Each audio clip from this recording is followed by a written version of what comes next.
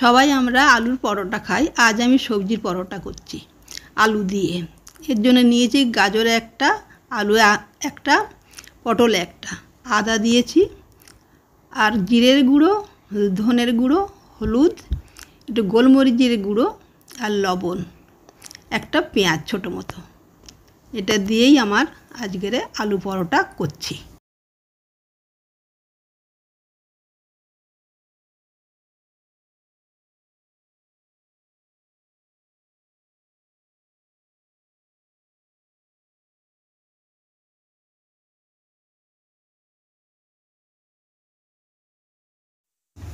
কড়াই বসিয়ে তেল দিয়েছিলাম, সর্ষের তেল, ওটা গরম হয়ে গেছে।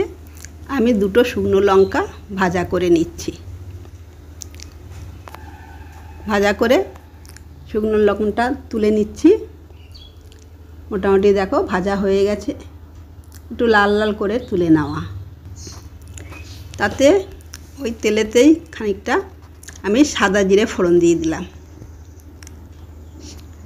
সাদা জিরের সাথে সামান্য চিনি দিয়ে দিলাম, যাতে কালারটাও ঠিক থাকবে আর কড়াইতে কিছু লাগবে না। এবার আমি একটা ছোট পেঁয়াজটাকে ফোড়ন দিয়ে দিলাম। পেঁয়াজটা একটু ভাজা ভাজা হয়ে যাবে, একটু বাদামি রং ধরবে।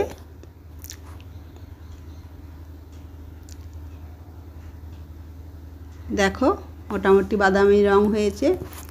এটা আমি পুর বানানোর জন্যই আর কি মশলাটা তৈরি করছি। আমি বলেছি আজকে আমি পরোটা বানাবো, এই জন্য পেঁয়াজটা ভাজা ভাজা হয়ে গেছে।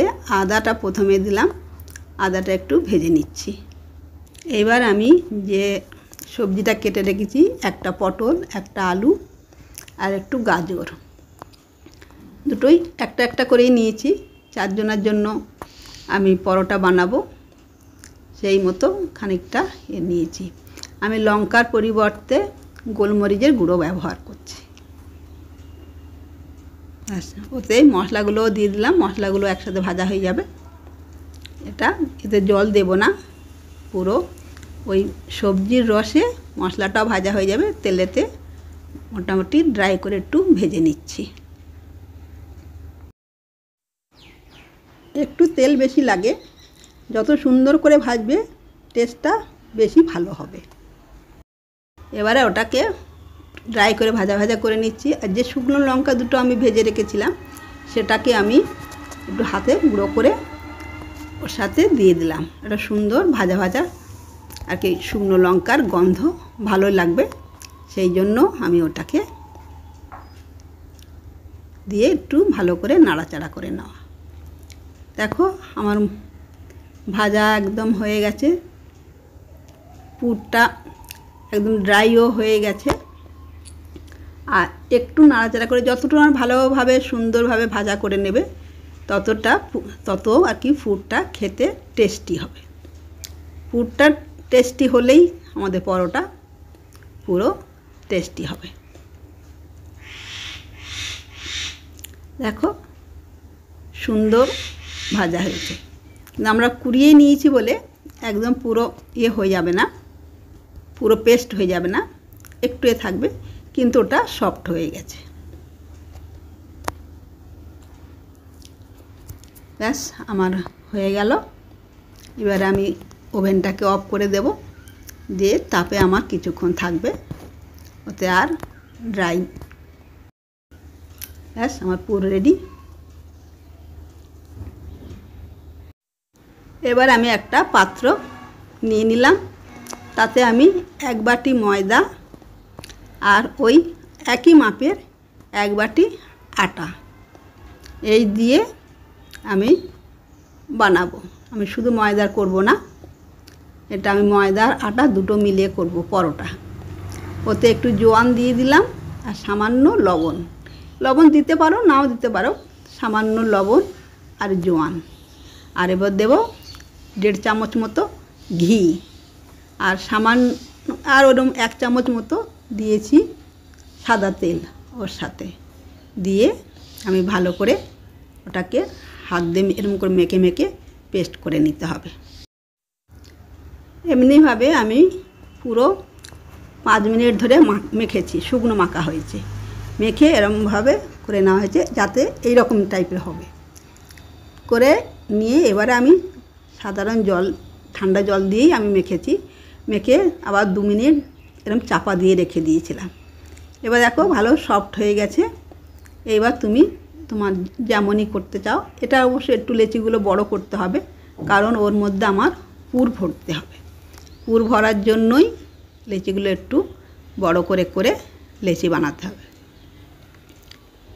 এমনি এমনি করে ওটাকে খোল তৈরি করে নিতে হবে, যেমনভাবে আমরা নারকেল পিঠের খোল তৈরি করি অমনিভাবে নারকেল পিঠের খোলের মতো খোল করে নিয়ে ওর মধ্যে তুমি যে পুরটা বানানো হয়েছে সেই পুর ওরভাবে যতটা পারো ভরে দিয়ে দেবে। দিয়ে দেখো এমনি করে মুড়ে একদম পুরো আটকে দিতে হবে মুখটা। এমনভাবে করতে হবে যেন বেলতে গেলে বেরিয়ে আসবে না। কিন্তু দেখো এমনিভাবে করলে কোনোভাবেই বেরিয়ে আসবে না। এমনি আমি পরপর এগুলো সব করে নিচ্ছি। দেখো তোমাদেরকে আমি একটা করেই দেখাচ্ছি। আমরা বানাবো আমি পরোটা 4 জনের জন্য। এই এমনি করে বেলা হয়ে গেল, এলে তাওয়াতেই ভাজা করে নিচ্ছি। এমনিভাবে উল্টে পাল্টিয়ে করে নেওয়া। আর ভাজার সময় পরোটা কিন্তু ভাজবো অবশ্যই সাদা তেল দিয়ে। সাদা তেল দিয়ে পরোটাকে ভেজে নিতে হবে। আগে শুকনো এপার ওপর করে নেওয়া, যেমনভাবে আমরা রুটি বানাই, কিন্তু রুটিটাকে সেঁকতে হয়, এটাকে আমার সেঁকতে লাগবে না। তাওয়াতে সেঁকে এরকমভাবে সাদা তেল দিয়ে এটা বানানো। দেখো তেলেতেই ফুলে উঠছে। যত ময়দাটাকে সুন্দরভাবে ময়াম দিয়ে মাখবে তত দেখবে ময়দা সফট হবে, পরোটাটাও খেতে সফট হবে। আর এমনি তেলেতে ভাজতে গেলেই এরকমভাবে পুরো ফুলে উঠবে। আর একটু গ্যাসটাকে অবশ্যই জোর দিয়ে করতে হবে, ফুল ফ্লেমে দিয়ে করতে হবে বানানো। ব্যাস আমার পরোটা বানানো হয়ে গেছে। এবারে এটাকে আচার দিয়ে খাও কিংবা শুধু আলুর তরকারি দিয়ে খেতে হবে, যে যেমনভাবে, কিন্তু আচার দিয়ে খেতেও ভালো লাগবে। এটা হলো সবজির পরোটা।